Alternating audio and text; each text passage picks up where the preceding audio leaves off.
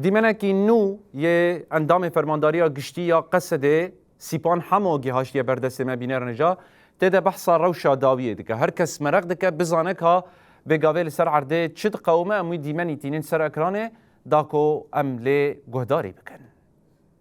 سلام رس مرحبا جوارا ایودار مین همو باش بن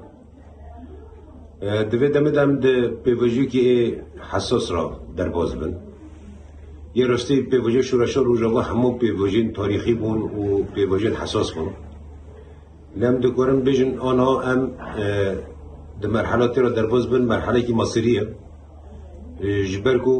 مرحله که ایدی تر ارتاق دکارم ببین امه لوی ولاتی لسوریه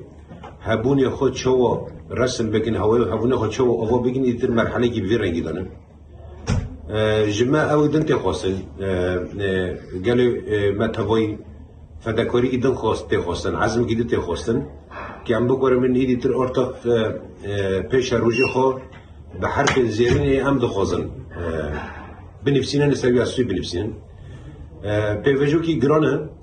ل همان وقت خطری وجی پرن خطری هری زده بحث لیستو کن اجداتر دیکن و دخوازن در نوبره ما و عربا دو فتنه در بخینن ام اصرارن ادانه که ام سوریا لین ام سوریا و ام جو سوریا قط نابن برناک هفن سوریا به همون رنگی خو خوشگه سوریا به تایبت کرد و عرب و پیکاتین دیتر دناف حمله دا مروتی هیا اقربتی هیا هم باور نکن یعنی گل سوری تبایی و گل کرجی ایدی خودی وی وعینه و ناکه و نابن عادت فتنه کی وی رنگی دا به وی مناسبه وکو اینجا زانن ما بری نهاد دمه که کرد لشیخ مسعود اشرفی برخودانی که پر دیروگی در باز کرد برخودانی که هم بقوات کرن برخودانی که هم ماستر کرن گوتن دجیه خدا به دبیجه اگر برین مرا ناکوجی ها برینا مرا مازن دیگه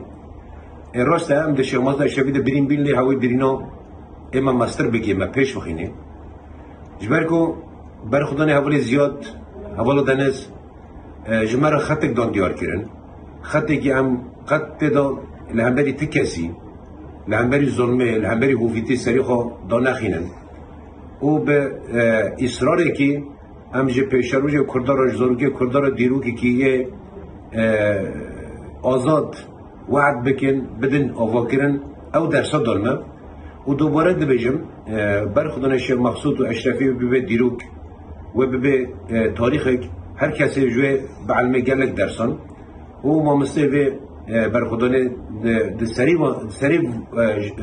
وکو سرکشن شهیدم برخودان شیخ مسعود اشرفی بگو من فرماندار می هجا اول زیاد حلب بوده تکرار از بین هم دمی که حساس دیرو که در باز بین